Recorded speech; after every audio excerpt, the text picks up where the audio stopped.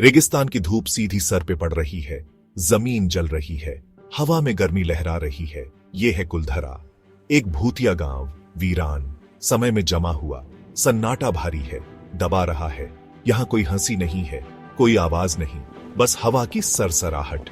यहां कुछ हुआ था, कुछ भयानक। आप इसे अपनी हड्डियों में महसूस कर सकते हैं। सदियों पहले कुलधरा जिंदा था, लोगों से भरा हुआ था। पालीवाल ब्राह्मणों ने यहां अपना जीवन बनाया था। वे खुशहाल थे, उनके खेत फसलों से लहलहाते थे। बाजार में उनकी आवाजें व्यापार की गूंज से भरी रहती थीं। ये गर्वीले लोग थे, वे अपनी विद्या और बुद्धि के लिए जाने जाते थे। वे जमीन के साथ तालमेल में रहते थे। वे रेगिस्तान का सम्मान करते थे। वे इसके रहस्यों को समझते थे। लेकिन उनकी खुशहाली ज्यादा दिन नहीं टिकी। एक अंधेरा करीब आ रहा था। इसने कुलधरा पर एक लंबी परछाई डाली। सलीम सिंह, वो जैसलमेर का दीवान था, एक क्रूर और लालची आदमी। उसने कुलधरा की दौलत की अफवाहें सुनी। वो इसे चाहता था, वो इसके लिए तरस रहा था। एक दिन सलीम सिंह की नजर गांव के मुखिया की बेटी पर पड़ी। वो खूबसूरत थी, दमकती हुई। उसने तय किया कि वो उसे पाएगा। उसने अपने पहरेदारों को गांव भेजा। उसने अपना प्रस्ताव रखा, अपनी मांग रखी। गांव वाले डर गए थे। उन्होंने सलीम सिंह की मांगों को ठुकरा दिया। वे अपनी बेटी को नहीं सौंपेंगे। वे अत्याचार के आगे नहीं झुकेंगे। वे अवज्ञा के परिणाम जानते थे।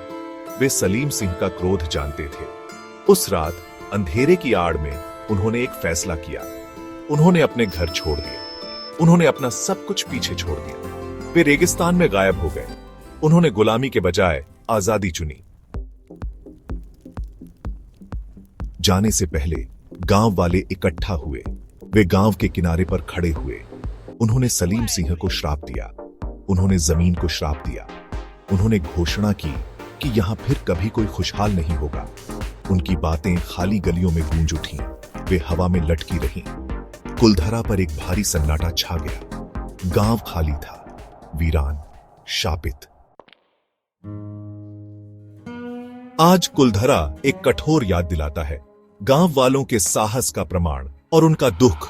पर्यटक यहां आते हैं, वे खंडहरों में घूमते हैं, वे अतीत का बोझ महसूस करते हैं। कुछ लोग फुसफुसाहट सुनते हैं, वे ढहते हुए घरों में परछाइयां उड़ती देखते हैं। वे एक उपस्थिति महसूस करते हैं, एक ठंडक, कोई उन्हें देख रहा है। वे कहते हैं कि ये गांव वाले हैं, उनकी आत्माएं अपने घर की रखवाली कर रही हैं।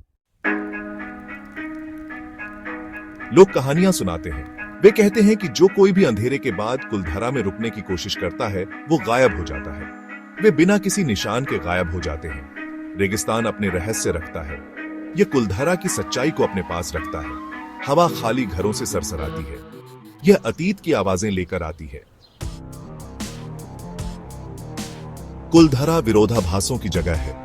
यह खूबसूरत और डरावना है, शांत लेकिन परेशान करने वाला।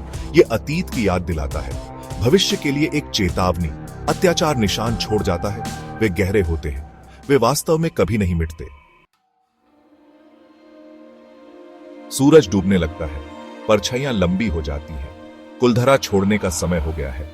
आप अपनी तरफ नजरें महसूस कर सकते हैं, देख रही हैं, इंतजार कर रही हैं। खामोशी आपका पीछा करती है। ये आपके कान में फुसफुसाती है। ये आपको याद रखने के लिए कहती है। कुलधरा को याद रखो, गांव वालों को याद रखो, उनकी कहानी याद रखो।